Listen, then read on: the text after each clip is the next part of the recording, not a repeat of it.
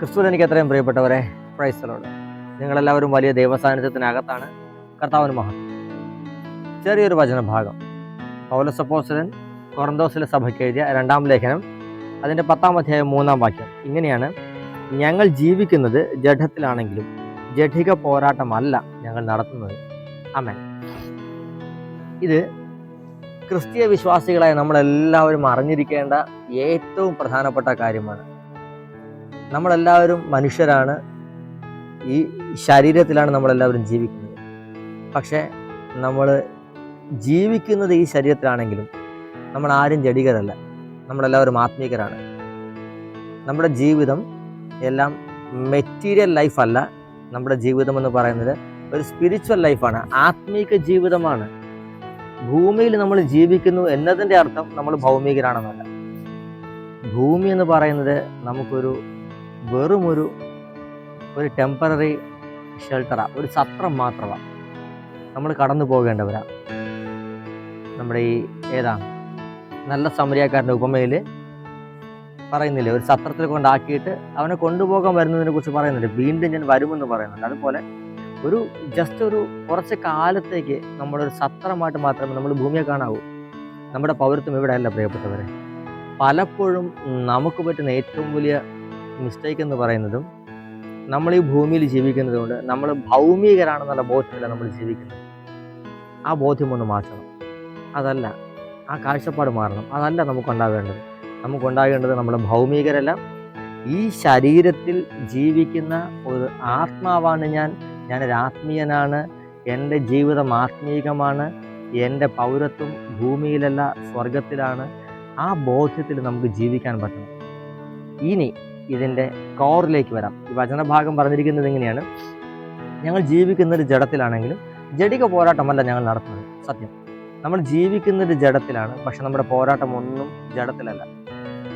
നമുക്കെതിരെ വരുന്ന പ്രശ്നങ്ങളായാലും വെല്ലുവിളികളായാലും നമുക്ക് നേരെ ഉണ്ടാകുന്ന പോരാട്ടങ്ങളായാലും, ഒരു വ്യക്തിയായിരിക്കാം ചിലപ്പോൾ നമുക്കെതിരെ എന്തെങ്കിലും അസഭ്യം പറയുന്നത്, നമ്മളെക്കുറിച്ച് തെറ്റുകുറ്റങ്ങൾ പറയുന്നത്, നമ്മളെക്കുറിച്ച് ഇല്ലാവചനങ്ങൾ പറയുന്നത്, നമുക്ക് പ്രശ്നങ്ങൾ ഉണ്ടാക്കുന്നതൊക്കെ ഒരു വ്യക്തിയായിരിക്കാം. പക്ഷേ നമ്മൾ അറിയേണ്ടത് യഥാർത്ഥത്തിൽ ആ വ്യക്തിയല്ല, ആ വ്യക്തിയിലൂടെ പ്രവർത്തിക്കുന്ന ഒരു ദുരാത്മാവുണ്ട്. ആ ദുരാത്മാവാണ് നമുക്കെതിരെ പ്രവർത്തിക്കുന്നത്.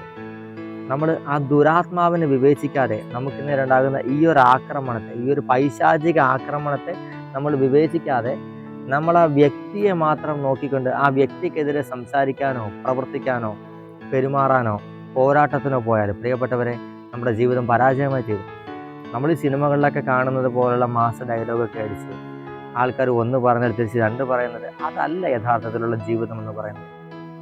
അതൊക്കെ ഒരു ഫിക്ഷണൽ ലൈഫ് മാത്രമാണ്. അതല്ല റിയൽ ലൈഫ് എന്ന് പറഞ്ഞത് നമ്മൾ സ്പിരിച്വൽ ബീയിങ്സ് ആണ്, നമ്മൾ ആത്മീയരാണ്. മനസ്സിലായില്ലേ? അപ്പോൾ ആത്മീയനായി നമ്മൾ ജീവിക്കണം. നമുക്ക് നേരെ വരുന്ന പോരാട്ടങ്ങളെ ആത്മീയമായി നമ്മൾ പോരാടാൻ പഠിക്കണം. നമുക്ക് നേരെ ഏതൊരു പ്രശ്നമുണ്ടായാലും ആ പ്രശ്നത്തിൻ്റെ പിന്നിൽ പ്രവർത്തിക്കുന്ന ആ ഒരു പൈശാചിക ആത്മമണ്ഡലത്തെ മനസ്സിലാക്കി, ആ ഏത് തരം ദുരാത്മാവാണ്, ഏത് പ്രശ്നത്തെ കൊണ്ടുവരുന്ന ദുരാത്മാക്കളാണെന്ന് മനസ്സിലാക്കി ആ ദുരാത്മാവിനെ നമ്മൾ ഫൈറ്റ് ചെയ്യാത്തിടത്തോളം കാലം പ്രിയപ്പെട്ടവരെ, നമ്മുടെ ജീവിതത്തിൽ നമുക്ക് നേരെ വരുന്ന പ്രശ്നങ്ങൾ നമുക്ക് ജയിക്കാൻ കഴിയില്ല. ഒരു വ്യക്തിയാണ് നമുക്കെതിരെ പ്രവർത്തിക്കുന്നത് എന്ന് നമ്മൾ തോന്നിയിട്ട് നമ്മൾ ആ വ്യക്തിക്കെതിരെ പ്രവർത്തിച്ചാൽ വേണമെങ്കിൽ ഏറ്റവും കൂടി ചിലപ്പോൾ നമ്മൾ ആ വ്യക്തിയെ കൊല്ലും. പ്രശ്നം തീരില്ല, അടുത്ത പ്രശ്നം തുടങ്ങത്തുള്ളൂ. പക്ഷേ ആ വ്യക്തിയിലൂടെ ഓപ്പറേറ്റ് ചെയ്യുന്ന, പ്രവർത്തിച്ചു കൊണ്ടിരിക്കുന്ന ആ പൈശാചിക മണ്ഡലത്തെ മനസ്സിലാക്കി അതിനോട് നമ്മൾ പോരടിക്കാൻ തുടങ്ങിയാൽ പ്രിയപ്പെട്ടവരെ, വിജയം നമ്മുടേതാണ്. കാരണം ഇതിൻ്റെ ദൈവം സൈന്യങ്ങളുടെ കർത്താവെന്ന് വിളിക്കപ്പെടുന്നത്. ആ ദൈവം സൈന്യങ്ങളുടെ കർത്താവെന്ന് വിളിക്കപ്പെടുന്നതിൻ്റെ കാരണം ആ ദൈവത്തിന് യുദ്ധം ജയിച്ച എക്സ്പീരിയൻസ് മാത്രമേ ഉള്ളൂ. യുദ്ധം തോറ്റ എക്സ്പീരിയൻസ് ഇല്ല. നിനക്ക് നേരെ വരുന്ന പോരാട്ടങ്ങളെ ആത്മീകമായി മനസ്സിലാക്കി ആത്മാവിൽ പോരാടാൻ തുടങ്ങിയാൽ സൈന്യങ്ങളുടെ ദൈവമായ കർത്താവ് നിന്നോട് കൂടെ നിന്ന് പോരാടും. യുദ്ധം കർത്താവിൻ്റെതാ, ജയവും കർത്താവിൻ്റെതാ. നീ ജയിക്കാനാണ് വിളിക്കപ്പെട്ടിരിക്കുന്നത്. തോക്കാൻ പറ്റില്ല, തോൽക്കത്തുമില്ല. തോൽപ്പിക്കപ്പെടുന്നത് പോരാട്ടത്തെ ജഡികമായി കണ്ട് ജഡത്തിൽ പോരാടപ്പെടാം. ഈ ബോധ്യം നമുക്കിരിക്കട്ടെ. നമ്മൾ ആത്മീകരാണ്, നമ്മൾ ജഡികരല്ല. ആത്മീകരാണെന്നുള്ള ബോധ്യത്തിൽ ആത്മാവിൽ ജീവിക്കാൻ കർത്താവ് നമ്മളെ സഹായിക്കട്ടെ.